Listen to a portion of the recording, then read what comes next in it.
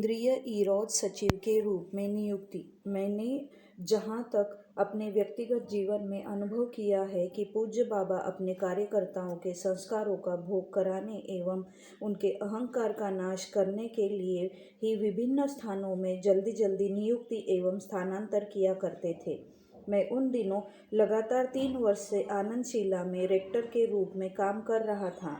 हठात मेरे मन में इच्छा होने लगी कि मुझे केंद्रीय कार्यकर्ता के रूप में पूज्य बाबा के पास रहकर काम करना चाहिए। इस इच्छा के मन में आते ही उन्होंने मुझे अनायास ही ग्लोबल HPMG सेक्रेटरी के रूप में भूमंडलीय मुख्यालय कलकत्ता में नियुक्त कर दिया और मात्र 20-25 दिनों के बाद पुनः केंद्रीय इरौद सेक्रेटरी बना दिया।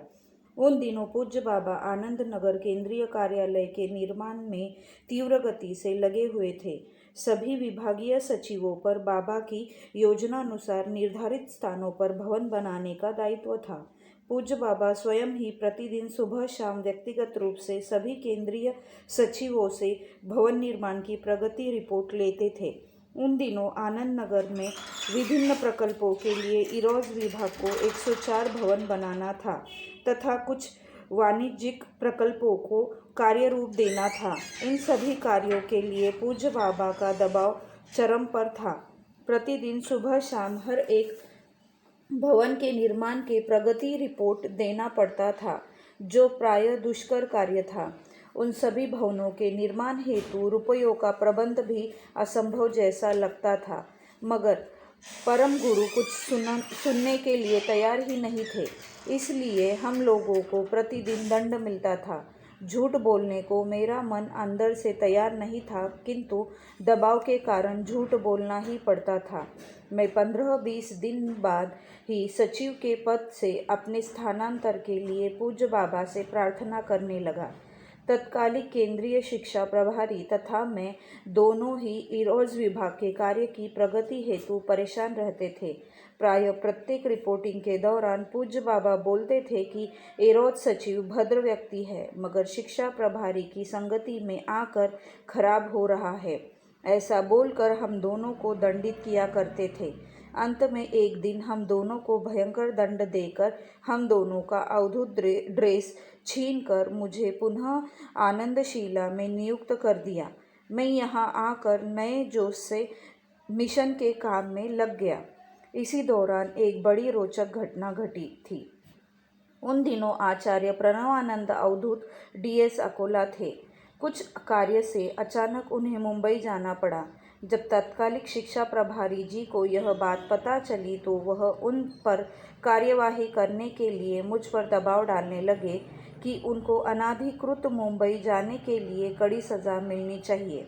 मैंने उनको बताया कि मैंने दादाजी को समझा दिया है, अब आपको और परेशान होने की ज़रूरत नहीं है, किंतु वह मेरी बात मानने के लिए तैयार नहीं थे।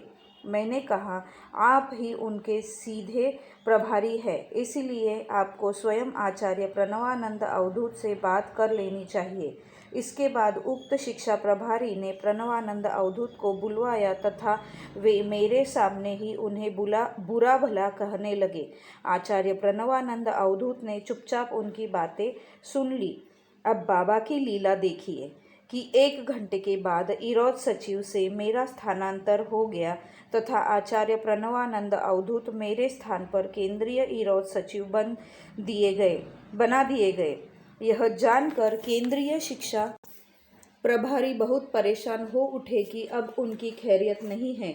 आचार्य प्रणवानंद अवधूत के प्रति अपने कठोर व्यवहार का स्मरण करके वह घबरा उठे तथा मेरे पास आकर मुझसे आग्रह करने लगे कि मैं नए इरौद सचिव से यह पैरवी करूं कि वे उन्हें अधिक डांटेंगे नहीं। मैं उनकी मनोदशा देखकर मन ही मन हंसने लगा। मैंने अनुभव किया कि पूज्य बाबा हमेशा यही चाहते थे कि हम सभी अपने अधीनस्थ कार्यकर्ता का हर तरह से ख्याल रखें तथा उनके साथ प्रेम पूर्वक व्यवहार करें, अन्यतः एक दिन हमारे दुर्व्यवहार की पुनरावृत्ति हमारे साथ भी हो सकती है। पूज्य बाबा अंतर्यामी थे। हम लोगों को ऊपर से नीचे एवं नीचे से ऊपर नियुक्त करके वे हमारे संस्कारों को क्षय करते थे तथा हमारे अहंकार का नाश करते रहते थे। वे सिखाना चाहते थे कि कोई भी उच्च या निम्न पद का कार्य छोटा या बड़ा नहीं है। कुल मिलाकर वे अपने कार्यकर्ताओं को जल्दी जल्दी स्थानांतर करके कर्मनिष्ठ बनाना चाहते थे, पदनिष्ठ नहीं। हम अपने जीवन में साधना, सेवा एवं त्याग से ही महान बन सकते हैं।